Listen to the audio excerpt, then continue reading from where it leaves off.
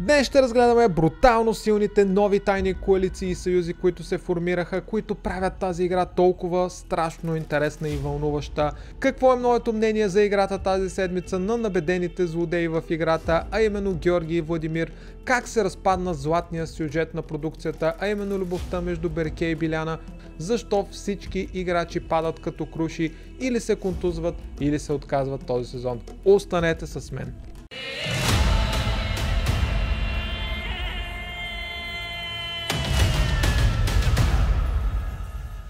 Здравейте, скъпи приятели! Вие сте отново с мен, OutcastBG. Много се радвам, че отново може да сме заедно и да анализираме поредната седмица на острова на 100 гривни. Изключително важна и ключова седмица, най-вече с оформените нови стратегии, нови коалиции, които със сигурност започват да оформят и скелета на тези, които са фаворити за спечелване на играта, и много скоро ще видим новия етап, в който играта ще придобие нова скорост и ще стане още по-интригуваща и интересна. Но преди да започнем, ще ви помоля, ако ви харесва това, което правя, ако искате да ме подкрепите, може да го направите като се абонирате за канала ми в YouTube, като ударите един лайк или коментар отдолу на това видео, да кажете какво мислите, за да може тези видеа да достигат до все повече хора. А ако искате да помогнете още повече, отдолу в описанието има линк към Revolut, може да дадете Super Thanks или да станете мембър, член на канала в YouTube. Много ви благодаря за подкрепата, защото аз я усещам и я виждам. В момента Шериф е доста болен, т.е. 38 градуса температура, продължава да го тресе. Берке е човек, който познавам буквално от 2 месеца и имам 10 срещи с него преди да дойда тук, общо сборно. Болестта на Шериф и различията с Берке като че ли ни разкриха и ни дадаха цялостната представа защо Георги всъщност е формирал тази коалиция заедно с Влади и Венци. Просто защото вече няма на кой да има толкова много доверие, няма на кой да уповава, и тази коалиция му идва перфектна, защото това са хора, които са сериозни, това са хора, които са потенциално фаворити, много добри играчи, и смятам, че специално за острова на 100 гривни най-силната ти коалиция не е с слаби играчи, а по-скоро с двама други силни играчи, и то точно за да може да бъдете тройка. Защо тройка? Защото на финала отиват трима човека, които се борят не толкова един срещу друг, а се борят със себе си, за да спечелят гривните, или по-скоро сумата от гривните, която са стигнали до финала. Така че на практика, ако трима човека се пазите, стигнете до финала, вие и тримата сте победители, и това дали ще спечелите тези пари, дали ще спечелите играта, зависи само и единствено от вас. Така че е абсолютно нормално ти да си в съюз с трима силни играчи, няма нищо лошо в това, не трябва да гледаш твоите съюзници да са слаби. Смятам, че когато са силни, ти имаш много повече шанс да тръгнеш напред, просто защото обграден с силни хора, те могат да те дърпат самия теб напред. На практика, пак казвам, трима победители излизат от тази игра.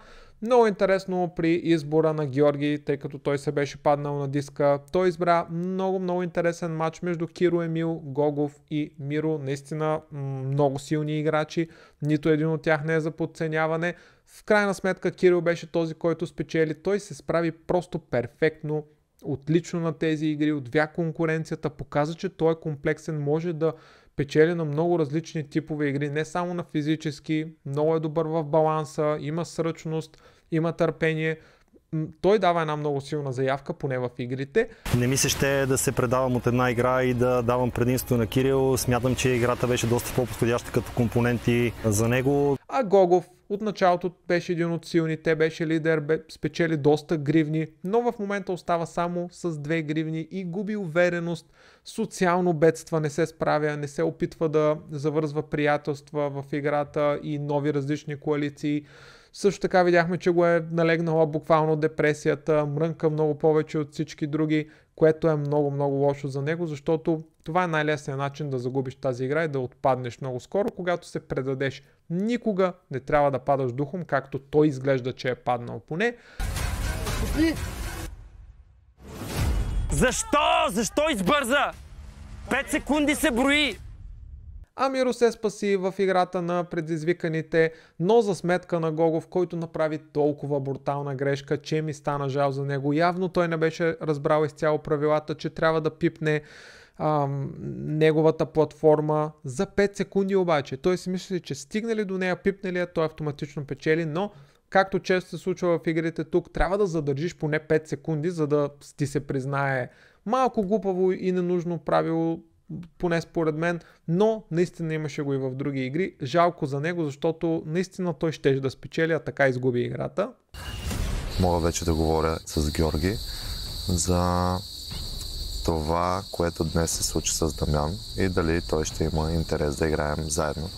На този етап ситуацията с коалициите беше доста разнообразна и интересна, но тя се завърза още повече и стана още по-хаотична в това, което видяхме, че Кирил иска да привлече Георги към коалицията си, а Зами Влади. Наистина какъв огромен хаос се случва, какви въртележки се случват между големите и силните играчи, но ако трябва да бъда обективен, бих казал, че Влади и Георги са в по-добрата позиция, защото другите не усещат, че те двамата са в съюз, в коалиция заедно, а винаги когато не са те надушили, когато останалите нямат информация за теб, това е много по-добро, много по-силно, защото на практика ти си криеш картите, колкото и силни или слаби карти да имаш, ти можеш да ги блафираш и те буквално не знаят какво се случва.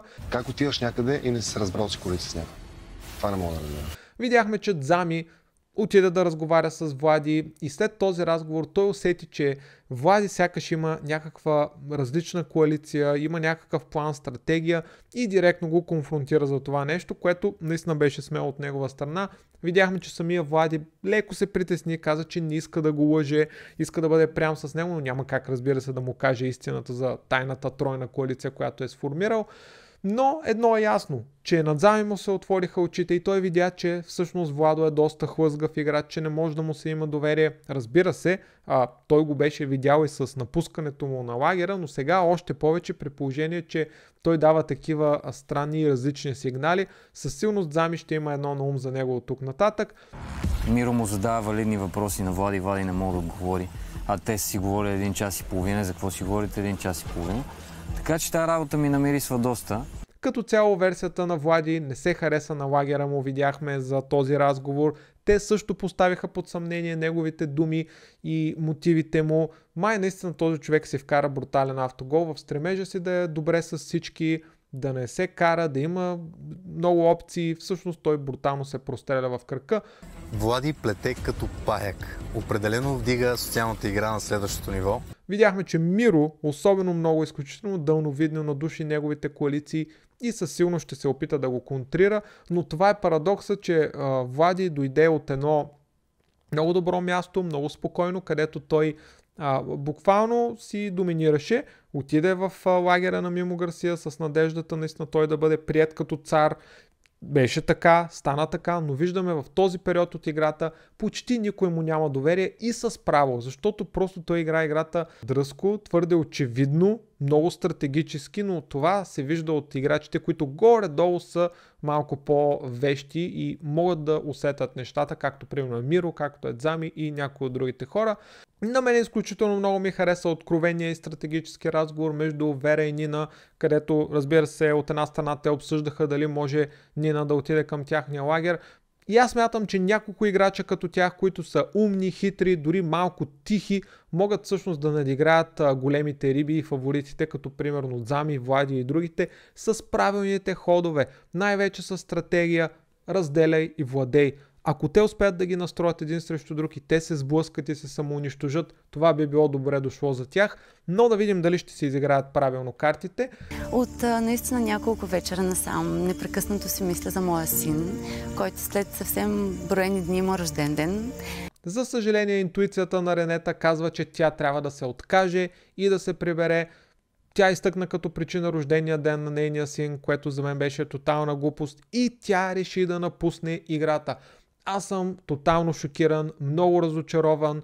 На няколко пъти аз защитих Рената като горе-долу адекватен играч и сякаш другите я нападаха без причина, но тук аз също съм много разочарован от нея. Знаете много добре моята нагласа, аз въобще не харесвам играчи, които се отказват, не харесвам пораженци и въобще не приемам това мислене да се откажеш от играта. Аз също като нея имам дете, което изключително много обичам. Сега не искам да приравнявам нещата, бащината с майчината любов. Разбирам, че майките са още по-привързани към децата си и по-трудно изкарват далеч от тях, но все пак не разбирам това решение. Ти си влезнал там с пълното разбиране, че доста време няма да те има. Ще си отделен и въпреки това ти правиш това нещо. Но нека да ви напомня, тя беше човека, който каза, че всъщност хората не напускат семействата си, не предават хората до тях така. Тя направи абсолютно също. Тя напусна семейството си, предаде го и така ги отслаби още повече. Поне все пак Дзами намаза от нейните гривни и стана един от най-богатите.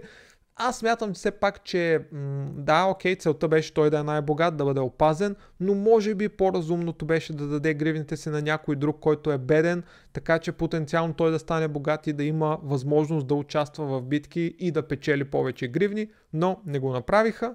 Шериф посреща рождения си ден сред екзотика на края на света. Островът му носи инфекция, която рискува престоя му. Шериф разбрахме, че освен, че има рожден ден, също така се е здобил и с жестока инфекция на крака, което е просто ужасна новина. Много е страшно наистина там на това място, което е сравнително диво, което е толкова различно с това, което ние сме свикнали като обкръжение в ежедневието ни. На практика дори най-малката рана може да се инфектира, да стане брутално зле, да дигнеш температура, да забере, дори потенциално да има опасност за самия теб или за крайника ти. Така че аз го разбирам, много ми е жал за тази ситуация. Точно в този ден той да трябваше да напусне, когато е рождения му ден, е твърде жестоко.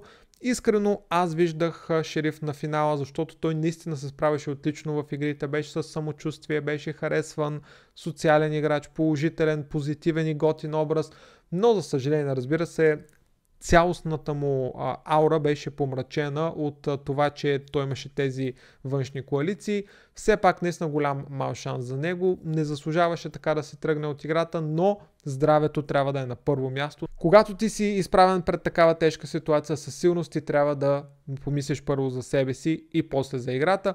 Съвсем логично той даде гривните си на Георги, с който се познават от 15 години, което въобще не е изненада за нас. Ето я силата на външната коалиция. Нямаше как да даде на някой друг своите гривни, който абсолютно Георги става още по-брутално силен. Хем има силната коалиция, хем играе доста хитро и умно играта, хем и наистина води по гривни. Не знам как в скоро време някой ще го бутне. Просто той е наистина силен и има много власт в играта. Избора на Ина, аз честно казано не мога все още да го осмисля и да го разбера. На диска видяхме, че се падна Ина, която обаче направи просто безумен и умопомрачителен избор. Тя реши да постави в играта Нина, Венци, Кирил и Ванеса с идеята Нина да успее да припечели някоя гривна, но всъщност тя и направи мечешка услуга, тя направи точно обратното, защото тя на първо място взе това решение самосиндикално. Виждаме последствията от лошата комуникация, лошите условия в началото. Аз не мога да разбера защо слагаш Кирил, който да, разбирам, играл е доста често, може би е изморен, но въпреки това той е един от най-силните играчи там, който се е доказал като машина, има много опит на трасетата и въпреки това ти го поставяш с цел да подсилиш Нина. Това абсолютно не мога да го разбера. Също така видяхме, че самата Нина не пращеше от удоволствие и желание да отива да се бие. Звучеше сякаш просто отива от кумова срама, за да не откаже. Не беше уверена, не беше сигурна и това нещо всъщност повече отслаби. Идеята ми, аз ти искам да сме партия. Тайно. Дзами видяхме, че след като получи гривните на Рената, започна да мисли и стратегически и да се опитва да формира все повече и повече съюзи и заради това говореше с Кирил и създаде един съюз с него. Тук виждаме, че наистина силните играчи, фаворитите се събират и се подкрепят, защото наистина това е правилната стратегия. От друга страна пък Миро предпочете да говори за стратегически съюз пък с Дзами, а не с Влади, което е достатъчно показателно колко всъщност хората в новия му лагер имат доверие на Влади. Те се притесняват от него, виждат го, че играе двойна игра, не могат да му се доверят, което е наистина страшно. Но парадокса беше, че и двамата, и Миро, и Дзами, някак си очакваха Влади да е в коалиция с тях, а то всъщност не беше така. И аз казвам в един момент, дам си гривните, примерно на Бистра, да. Аз искам да има жена на финал и смятам, че Бистра е най-достойната жена тук. Аз наистина го вярвам. Миро от своя страна пък каза една глупост, докато си говореха, с която аз не съм съгласен, че той би искал да види жена на финал. Това е окей, но той е склонен да се откаже преди финала и да даде гривните си на Бистра. което за мен е ужасна идея. От една страна Бистра надали иска по такъв начин да стигне на финала чрез подаяние. Тя иска да се бори, тя иска да се докаже, тя е спортист, така че ти не й правиш услуга.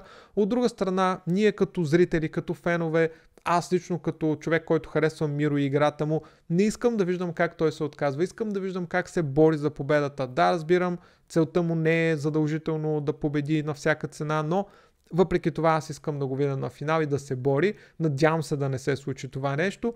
Киро ми изглежда мъжкар и с него си дадохме мъжка дума, още когато майор Ючковски напусна, че ще си пазим гърбовете до край. В последствие видяхме, че се разбраха и с Кирил.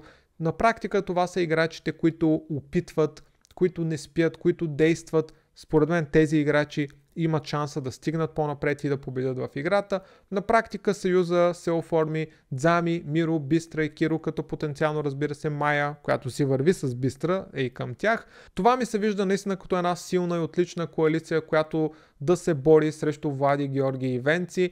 Това надлъгване искам да видя аз в играта. Точно за това гледам Острова на 100 гривни, защото смятам, че това е интересната, хитрата, стратегическа игра. Това прави играта наистина вълнуваща, интересна и непредвидима. Ние на практика не знаем кой ще надиграе другия и за това гледаме с интерес. Също така много се радвам, че и няма и спойлери този сезон, за разлика от други предавания, в които изходът е предрешен.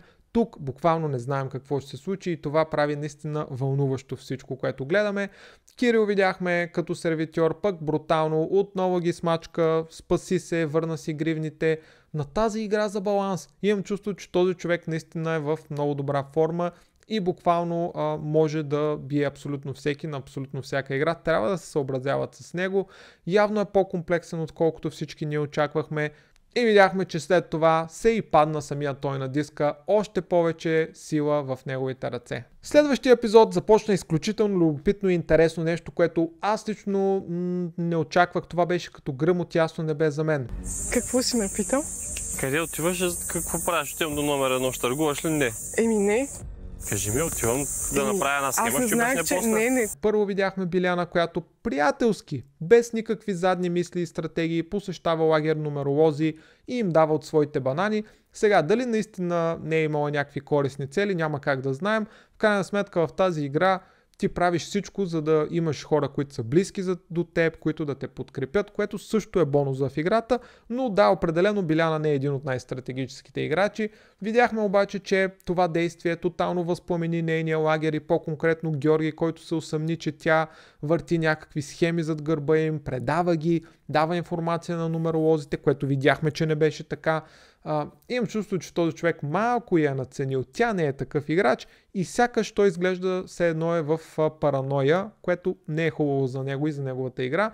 Въпросът е защо тя да не може да играе тази игра, която много други преди нея играят, включително и Георги, който доста често отива в другите лагери, оговаря се, допитва се кой да избере и така нататък. Защо тя да не може да го направи? В крайна сметка тази игра е социална, няма нищо лошо в това.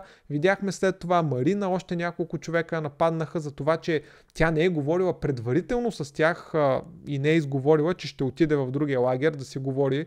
Имам чувство, че тези хора са някакви затворници. Защо да не отиде и да говори, да формира дори нови съюзи? Няма нищо лошо, това е част от играта. Реакцията на лагера и според мен беше твърде пресилена. Ще се пусна аз, Петя, Миро. Ще говоря с старшия да не се. Очевидно, Киро има намерение да направи, ако вече не го е направил, коалиция с Миро. Видяхме и другия, който сгафи в очите на Георги в този епизод. Явно ще са доста хора днес. Това беше Кирил, който така при избора си искаше да вземе едно стратегическо, хитро решение, което да е добре само за него. Той искаше да избере себе си, да избере Миро, Емил тренера и Петя като така лесния човек. От една страна да избере Миро и себе си, за да може тази нова коалиция, която се е формирала, да се подсили, потенциално един от тях двамата да спечели тази игра, да спечели гривни и да се бори за златната гривна. Георги обаче, лисицата, която е веднага надуши неговата идея, дори така правилно предположи, че той има някаква скрита коалиция с Миро. Много хитър, много умен и калкулиран играч е Георги, няма как да не му го призная. Не съм сигурен, че е злодей, по-скоро той е стратегически силен и умен играч и ми харесва, че тук успя да предвиди и да види какво се случва.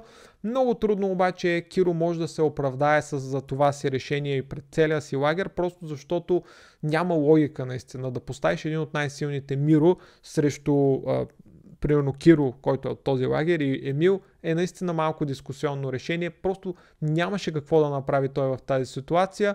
Видяхме, че и останалите тръгнаха на нож срещу него. Те предпочитаха Венци да е човека, който да се изправи срещу него вместо Миро, така че да се минимизира шанса златната гривна да се тръгне от тяхния лагер, което е нещо съвсем логично и правилно. И за това Кирил просто беше принуден да го направи това нещо. Но трябва да отдадем заслугата на Георги, който наистина го конфронтира. Определено много добре, отлично манипулира всички. От една страна Киро, от друга страна лагера си, така че да могат да се вдигнат срещу него.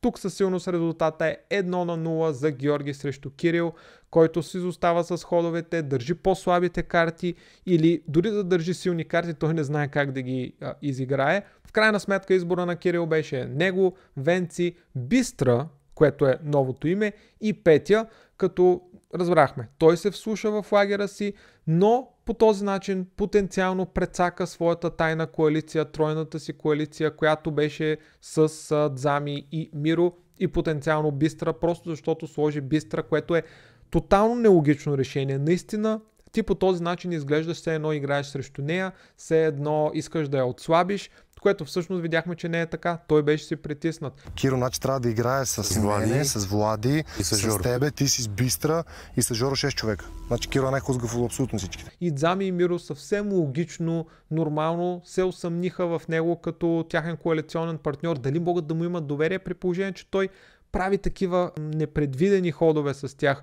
Със силност е много сложно да успяваш да жонглираш между няколко коалиции и да удовлетвориш всеки. Защото понякога може да се получи точно това, което сега става, от двата стола да паднеш на земята. Точно за това много хора не играят с много коалиции, а си играят с една единствена и си карат до край, защото е просто много трудно да се справиш и да успеш да угодиш на всички. Тук според мен най-правилното решение беше просто Киро да отиде, да каже нещата такива каквито са, да обсъди това нещо с своите хора Миро и Дзами, точно както направи другата коалиция, Георги, Влади и Венци. Дори той да беше взел това решение, поне те да знаят защо той го прави, а не да остават в неведение и в тъмнина. Тъжно им е тежко когато видя някой да изгубва морала си в целеустремеността си за парите. Точно от устата на безкруполния Георги тези думи не звучат много убедително и силни. Вече сме в сериозен етап на играта и е съвсем нормално, логично и позволено ти да формираш някакви такива коалиции и не смятам, че тук трябва да говорим за изгубен морал. Не, това е играта. Това са правилата на играта, част от играта е точно както Георги отива и формира тайна коалиция, която е по-силна за него, по-важна от него, от неговия лагер. Така че ако той трябва да взима решение коалицията или лагера, той най-вероятно ще избере коалицията си, която да го заведе на финала и тогава може ли да кажем, че той също е неморален? Абсолютно не. Това е част от играта, просто не ме кефи, че по този начин той се излага с тези си думи. Няма нищо неморално в опита на Кирил да спечели хора на своя страна и да затвърди коалицията си. Видяхме битката на богатите, в която трябваше да се борят с тежести 40% от теглото на играчите максимално дълго. Това ми хареса. Ето така трябва да е във всяка игра максимално честно. От игрите трябва да се учат. Точно така се прави. Когато даваш нещо с тегло, правиш го процент от теглото на играчите. Точка, за да е честно, справедливо. Самата игра видяхме, че Венци беше победителят, но изключително силна игра от двете жени, които бяха поставени. Макар че беше силова игра, те се справиха просто брилянтно и успяха да издържат твърде много време. Специално Бистра трябва да я похвалим отново. Но тук се породи големият въпрос. Стратегически беше ли по-правилно Венци да пусне своята тежест? Въпросът е, вие бихте ли пуснали на място на Венци, така че да се увеличат шансовете на вашия лагер за златната гривна? Защо той го направи? Нарочно ли искаше да спре Бистра, за да запазят златната гривна в тяхната коалиция ли? До голяма степен смятам, че да, това е причината, макар че ние знаем, че Венци е чист играч, той не е стратег. той си е съвсем морален, но въпреки това най-вероятно те са имали някаква предварителна уговорка, така че да може в тяхната тайна коалиция от тримата, Венци, Владо и Георги, да се запази златната гривна и така когато в случая Бистра няма шанс за тази златна гривна, шанса да е при тях е много по-голям. Бих казал, че да, стратегически това е правилното нещо и той много добре се прикри зад доводите си. Все пак аз оставам леко 50 на 50 дали той го направи нарочно или просто наистина той искаше да спечели тази игра, просто като мъж да си запази егото и така нататък. Не знам, но и в двата случая това беше по-правилното решение, ако разбира се успееш да го оправдаеш, както се казва, но със сигурност това действие породи изключително много съмнения в главите на останалите от лагера на Мимо Гарсия.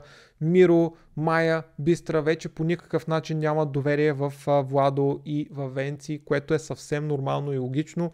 Тук си личи, че те не играят за лагера си, те играят за себе си и за тяхната скрита коалиция, която до сега не е напълно ясна за останалите, но ако успеят да наредят частите на пъзела, много добре ще видят цялостната картина. Аз напълно разбирам и разочарованието на Бистра от тази ситуация, но все пак ако тя трябва да се постави в обувките на Венци, тя сама каза, че вероятно може и тя да направи така. Още от началото на играта трябва да напомня, че тя играе безкомпромисна игра, предпочита себе си, така че не мисля, че тя специално трябва да се сърди на Венци за неговото решение. Че Влади играе или с Кирил или с Жоро? Да. А според мен играе с двамата. Не знам, миличкия Венци, направо ми е жал. Много ми е жал за Венци. И на мене ми е жал. Обработи го много добре. Всички веднага успяха да надушат стратегията и потенциалния таен съюз, който Влади и Венци имат. Сега, дали Влади води за носа Венци, не бих казал задължително. По-скоро да, той му подсказва какво е правилното действие от стратегическа гледна точка, но аз съм сигурен, че Влади никога не би, така да кажем, предал Венци, по-скоро ще предаде себе си, отколкото Венци и повече от ясно е, че идеята им е двамата да стигнат до финала, а не просто индивидуално. Със сигурност те гледат тайната си коалиция на първо място, но трябва да призная, че наистина на този етап играта стана брутално интересна, вълнуваща и сложна. Абсолютно трябва да се проследяват всички действия, които се случват. Много силни стратегически действия от тройките виждаме до тук. Надлъгването е на много високо ниво и това ми харесва. Определено сезона тук е топ. Значи Киро, Венци и Влади са твърдата тройка и допускам, че Жоро с тях. Да. На Миро обаче играта му е абсолютно ясна. Успява да анализира по един брилянтен и абсолютно точен начин всичко, което видяхме като разговори ние, защото имайте предвид, че тези хора, които са вътре, те не знаят какво си говорят останалите. Ние виждаме цялостната картинка, те не я виждат. И въпреки това Миро успява много правилно да усети нещата. Личи си, че той е гърмян заек, опитен е и това му дава предимство. Единствената му грешка беше, че леко подцени позицията на Георги и надцени тази на Киро, който е буквално между чука и наковалнята на двете коалиции и двете коалиции го подозират в предателство, а Горкичка играе само с едната.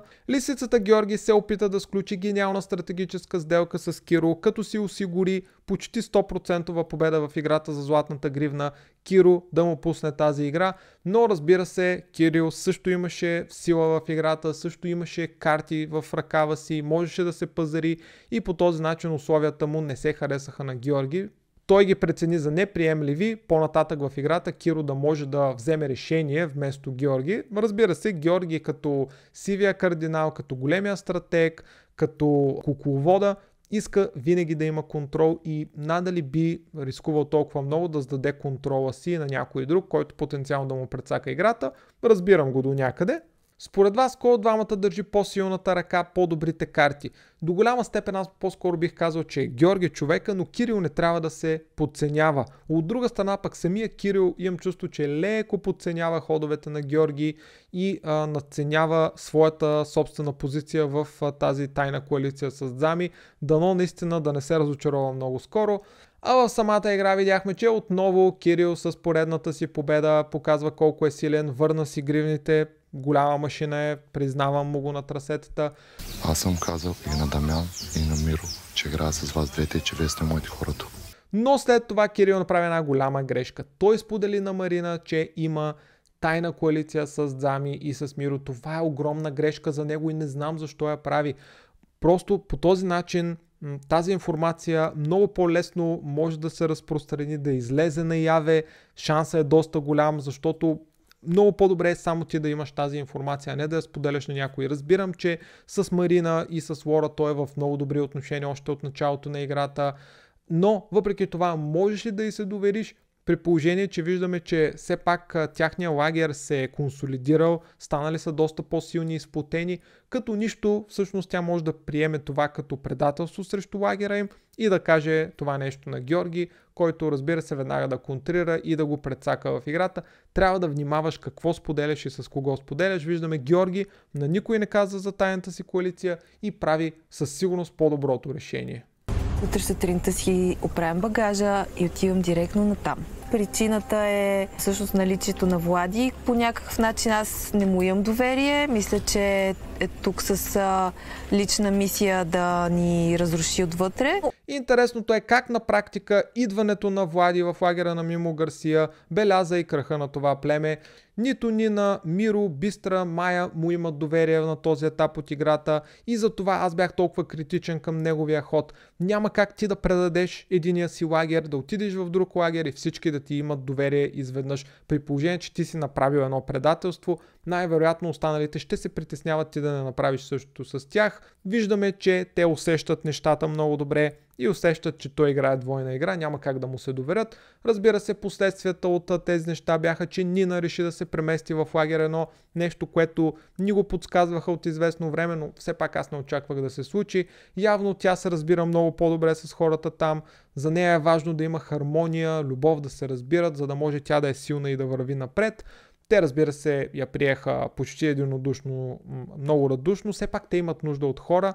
Това ще им помогне в играта и трябва да се възползват от всяка ситуация. Заради мен отиваш там сериозно? И заради това, да. Нинче, много извинявай, не съм направил нищо умишлено, аз общувам с всички по един същи начин.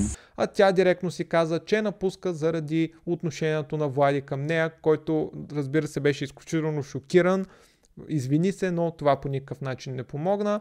Малко по-късно, когато тя се присъедини към лагер 1, нумеролози, тя веднага разказа всичко от кухнята на бившия си лагер и на тях им стана повече от ясно, че ситуацията на Влади наистина не е много по-добра от преди, а точно обратното, влошила се на този етап.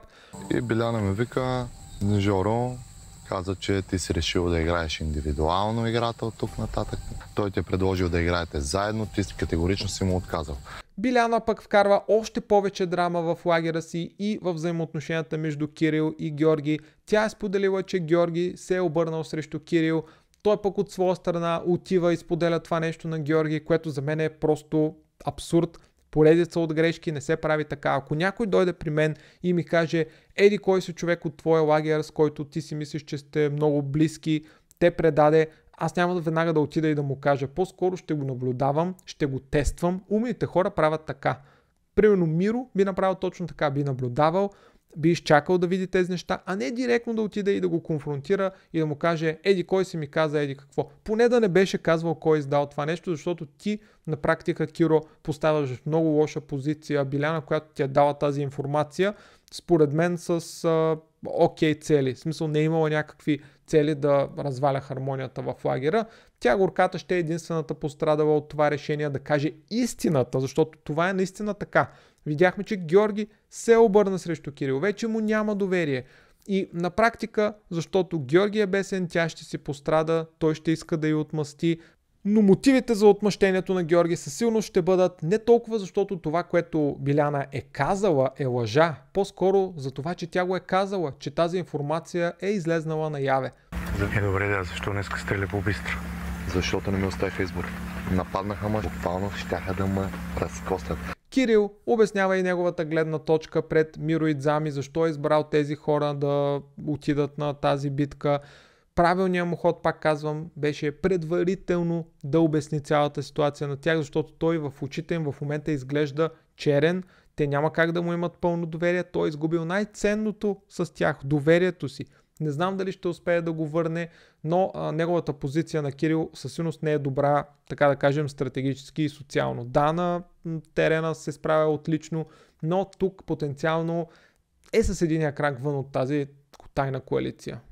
Надявам се да изиграе играта като Дейвид Бекъм в силните му игри в Манчестър Юнайтед. Точно в чувствата. Това беше удар под пояса. Видяхме, че в битката за златната гривна, въпреки трудната конкуренция, все пак Георги отново се върна златната гривна на това строене на кулите. Той си беше абсолютно мотивиран да спечели. Правилна беше неговата стратегия, беше най-хитър, бърз. Това е наистина неговата седмица. Той коли и беси, справи се много добре във всички игри, в които участваше, стратегически беше топ и наистина това е най-важният момент в играта до тук, да си златногривен и той получи точно тази сила да контролира развоя на ситуацията. Ще трябва да определиш не 3, а 6 играчи с под 3 гривни, които ще се изправят един срещу друг. Това е много ключов момент, защото ти дава огромна сила да разместиш ситуацията в лагерите. Най-сетне играта започва да става малко по-бърза и раздвижена, нещо, което исках да виждам още от началото. И от тази седмица натам наистина нещата ще стават брутални и надявам се много по-интересни.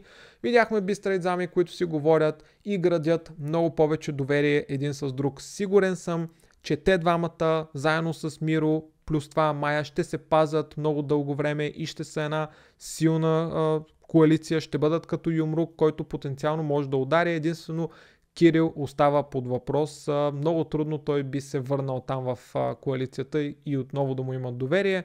Отива, прави каквото иска и после се връща при мен и ми казва: аз трябваше да ти кажа, обаче разбрах от Георги. Берке се оказва, че е силно разочарован от действията на Биляна и това ми било истинска любов. Тя се разклаща при първата трудност. Това за мен е тотален фалш. Нещо, което гледахме още от началото на сезона. Тяхната любов, как премират един за друг, как са готови да направят всичко, как като че ли са един за друг. Това е било фалш. Ние се усетихме много по-рано. Не случайно всеки път, когато коментирах тази сълзлива история, казвах колко е излишна, просто защото аз не им вярвах.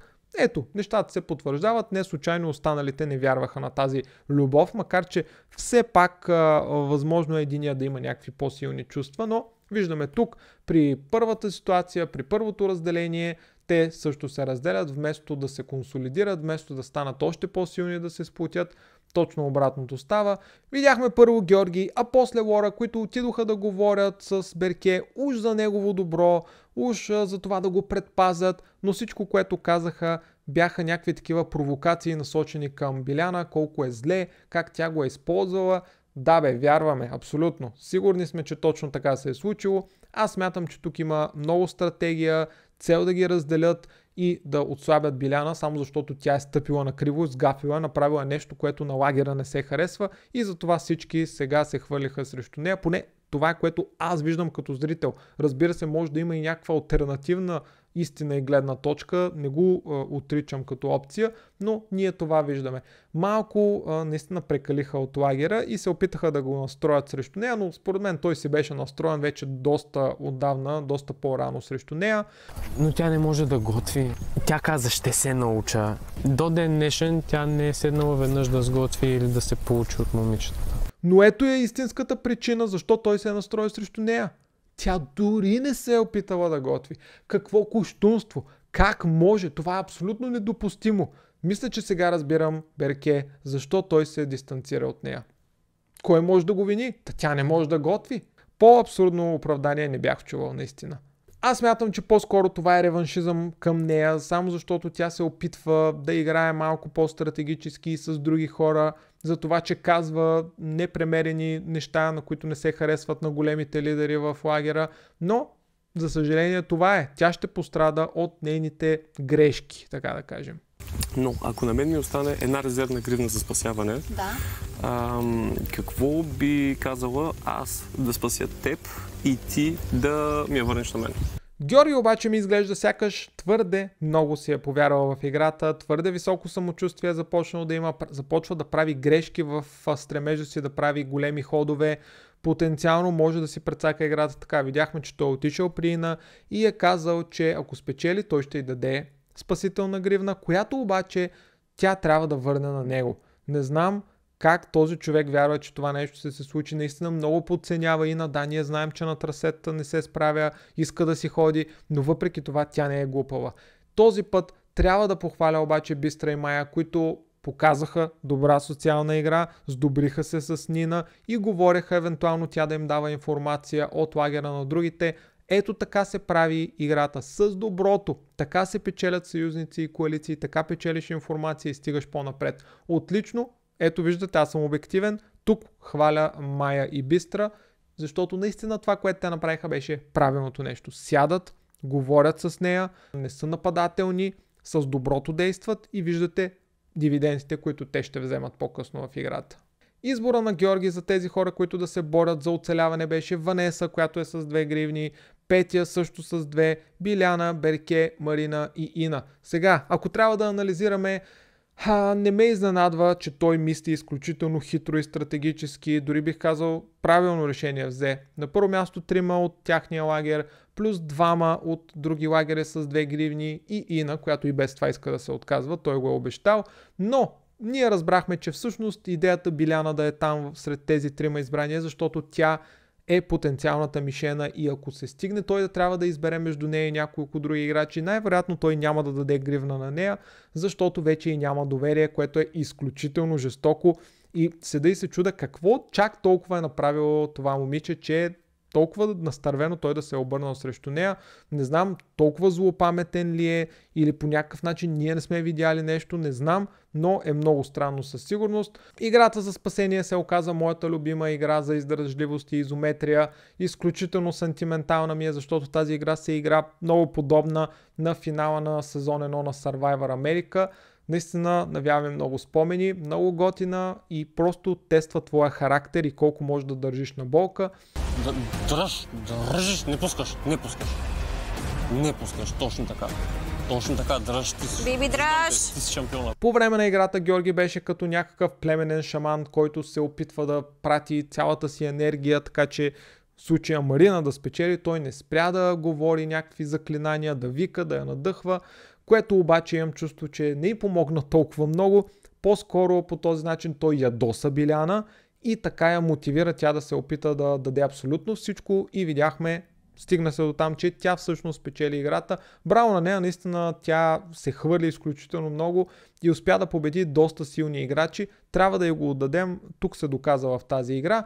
Разбирам, че грешката беше в Биляна за това, че да кажем лагера и се почувства предаден по един или друг начин, но аз не мисля, че трябва да си чак толкова настървен и да търсиш мъст спрямо нея. Това ми се вижда много излишно и глупаво е по този начин ти да си разкриваш картите, каквото Георги направи. Постоянно да викаш за Марина, повече от ясно е, че има някакво разцепление, има някакъв проблем във вашия лагер и че ти имаш нещо против Биляна и по този начин ти си спечелваш още един враг в нейно лице. Нужно ли е да се случва това нещо? Абсолютно не и не е мъдро със сигурност. Няма изненада обаче, решението, което Георги взе, беше да се спаси Берке и Марина. Един шамар иска да ти гръмна, защото давайте да ти връзва. Ма гръмни му бе. Но единственото, в което сме изненадани е, че Сано се оказа гласа на всеки един зрител. Точно това искат да видят зрителите.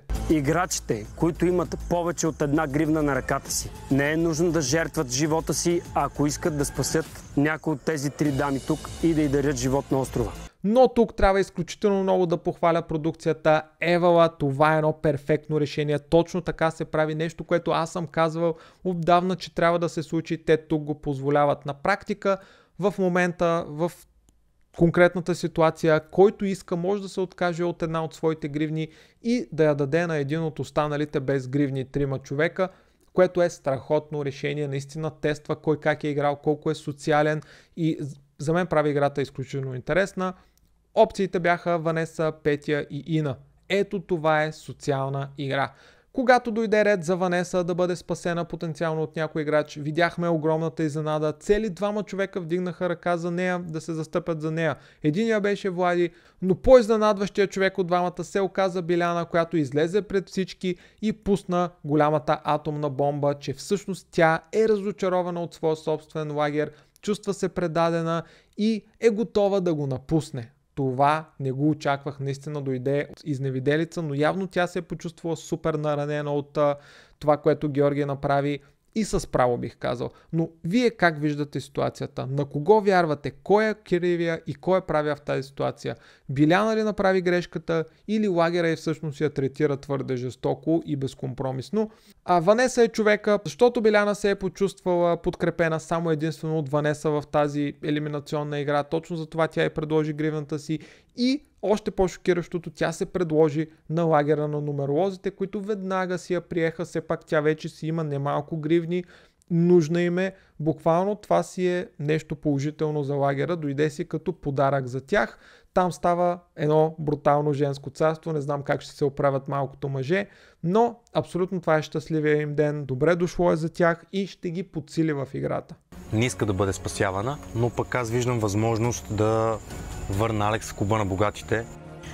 Мога ли да дам на друг човек тази гривна? А като за финал, черешката на тортата, Миро и Ина направиха една страхотна стратегия, така че да успеят да подсилят Александър с още една гривна и потенциално той да излезе от бедните към богатите.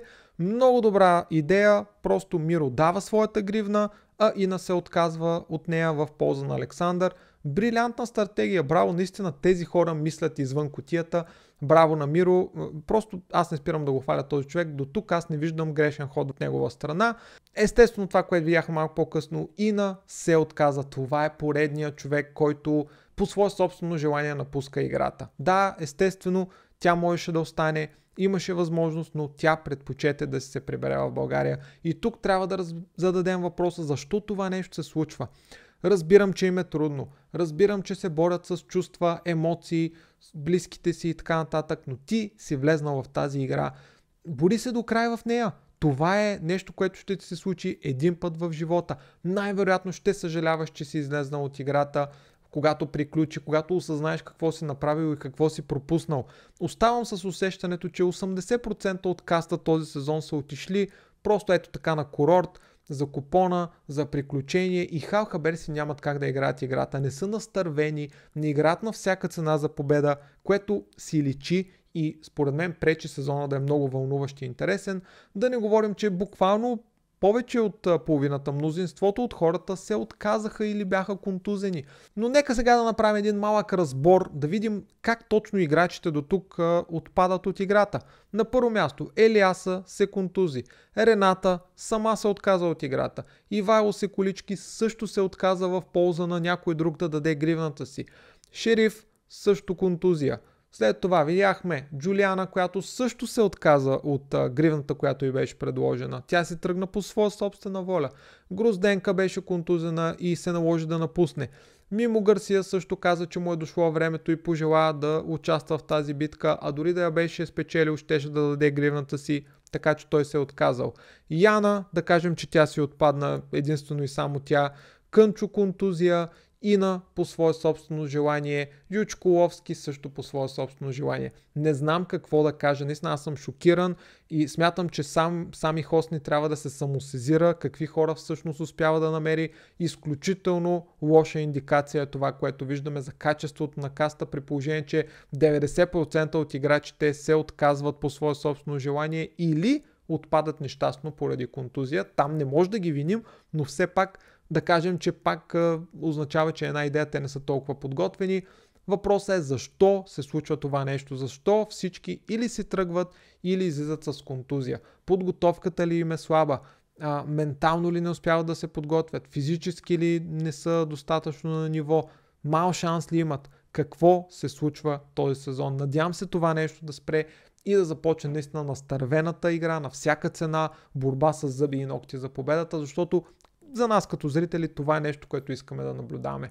Много ви благодаря, че бяхте отново с мен в този анализ за острова на 100 гривни. Кажете своето мнение отдолу в коментарите, какво мислите за всички тези въртележки, стратегии, тайни коалиции, кой е крив, кой е прав и най-вече какво очаквате да се случи в бъдещето в играта. Изключително много ви благодаря, че бяхте отново с мен. До нови срещи с канала на Outcast BG.